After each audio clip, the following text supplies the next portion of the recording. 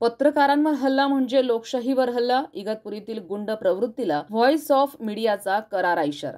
पत्रकार हे जनतेच्या प्रश्नांचे खरे प्रहरी. त्यांच्या लेखणीला आव्हान देणाऱ्यांना, धमक्या देणाऱ्यांना आणि संपवून टाकण्याची भाषा करणाऱ्यांना आता थारा नाही. इगतपुरी तालुक्यातील व्हॉइस ऑफ मीडिया तालुकाध्यक्ष व पुढारीचे प्रतिनिधी विकास काजळे यांना खुनाच्या आणि मारहाणीच्या धमक्या देण्यात आल्या. हा प्रकार केवळ पत्रकारावरच नव्हे तर थेट लोकशाहीच्या चौथ्या आधारस्तंभावर हल्ला असल्याचा निषेध व्यक्त केला जातोय. विकास काजळे यांनी घोटी पोलिसात दिलेली फिर्याद मागे घेत ज्येष्ठांचा मान राखत मोठेपणा दाखवलाय. तरी पत्रकार समाजात शांत बसणार नाही हे स्पष्ट करण्यात आलंय. पोलीस प्रशासनानं आता ठोस पावलं उचलली नाही तर पत्रकार चळवळ रस्त्यावर उतरेल असा इशाराही देण्यात आलाय. संविधान न्यूज, नाशिक. इगतपुरी तालुक्यातील अनेक भागांमध्ये अनेक प्रश्न आहेत आणि हे प्रश्न मिटवताना पत्रकार असतील, काही समाजसेवी संघटना असतील, ह्या ज्यावेळेस वार्तांकन करत असतात किंवा मार्ग शोधण्याचा प्रयत्न करत असतात, अशा वेळेस तालुक्यातील कोणत्याही व्यक्तीने अशा वार्तांकन करताना कुणालाही धमकावू नये ही या माध्यमातून सर्वांना विनंती आहे.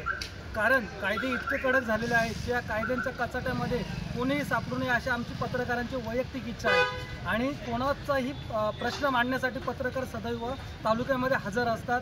त्यांच्या जीवाची काळजी न करता कोणत्याही प्रश्नावरती भांडण्यासाठी ते प्रशासनाबरोबर तयार असतात. त्यामुळे पत्रकारांना देखील सहकार्य करणं हे सर्वसामान्यांचं कर्तव्य आहे. त्यामुळे कोणत्याही पत्रकारावरती हल्ला होणार नाही किंवा कोणत्याही पत्रकाराला धमकी देणं अशा प्रकारचे जर पुन्हा प्रकार घडले तर त्यावरती कायद्याने कारवाई करण्यात येईल असं सज्जड आवाहन आम्ही या माध्यमातून करत आहोत.